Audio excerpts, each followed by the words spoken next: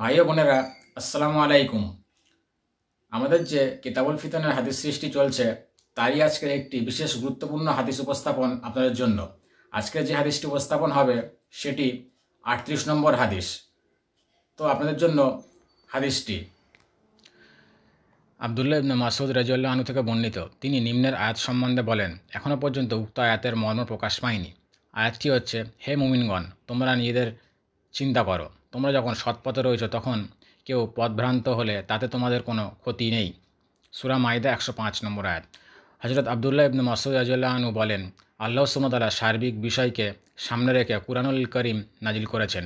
তার মধ্যে এমন কিছু বিষয় রয়েছে যা কুরআন অবতীর্ণ হওয়ার পূর্বেই প্রকাশ পেয়েছে। আবার কিছু আয়াত এমন রয়েছে যার ব্যাখ্যা রাসূল সাল্লাল্লাহু আলাইহি সাল্লামের যুগে প্রকাশ পেয়েছে। কিছু আয়াত এমন আছে যার সামান্য ব্যাখ্যা রাসূল সাল্লাল্লাহু আলাইহি সাল্লাম দুনিয়া থেকে বিদায় নেওয়ার পর সংঘটিত হয়েছে। কিছু আয়াত এমন আছে যার ব্যাখ্যা পরবর্তী যুগে প্রকাশ পাবে। আবার কিছু আয়াত ব্যাখ্যা ফুটে উঠবে হিসাব নিকাশের দিন। সেগুলি হচ্ছে ওই সব আয়াত যার মধ্যে হিসাব নিকাশ, জান্নাত জাহান্নাম সম্বন্ধে লেখা রয়েছে।